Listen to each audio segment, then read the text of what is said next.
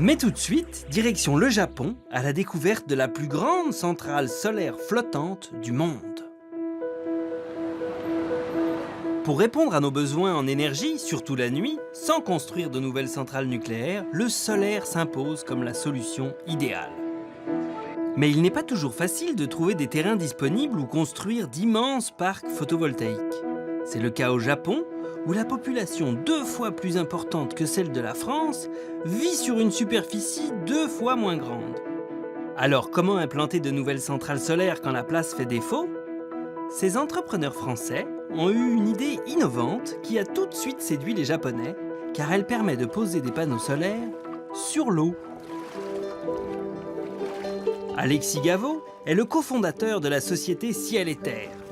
Avec Eva Poli, la représentante de la société au Japon, ils ont lancé la construction de la première et plus grande centrale solaire flottante au monde.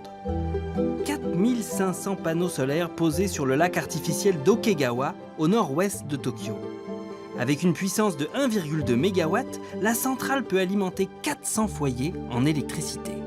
Au départ, on avait créé notre invention en prenant l'image d'une centrale au sol et donc une structure métallique qu'on avait posée sur des flotteurs.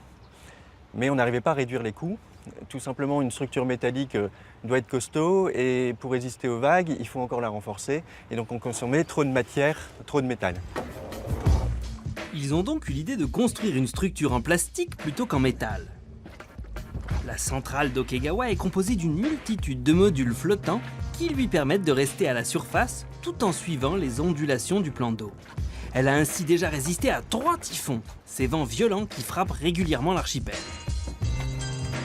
Cette construction en module s'adapte aussi aux formes du bassin. Et dessus, on peut installer n'importe quel panneau solaire standard. Enfin, les panneaux photovoltaïques ont un angle de 12 degrés. Donc, ils sont orientés vers le sud, ce qui permet de produire plus d'électricité. On aurait pu utiliser un angle plus élevé et qui est plus adapté à la région.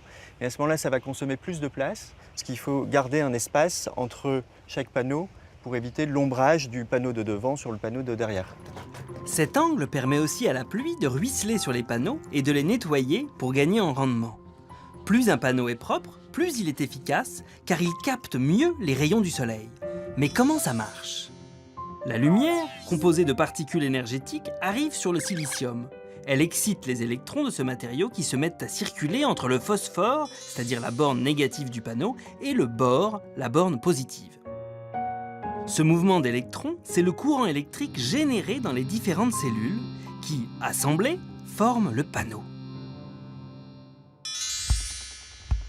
Une fois posée sur l'eau, la centrale solaire n'entre plus en concurrence avec les terres agricoles ou urbaines. Un peu partout dans le monde, cette innovation pourrait donc se développer sur les lacs d'irrigation, sur des réservoirs d'eau potable ou encore sur des lacs de carrière comme en France.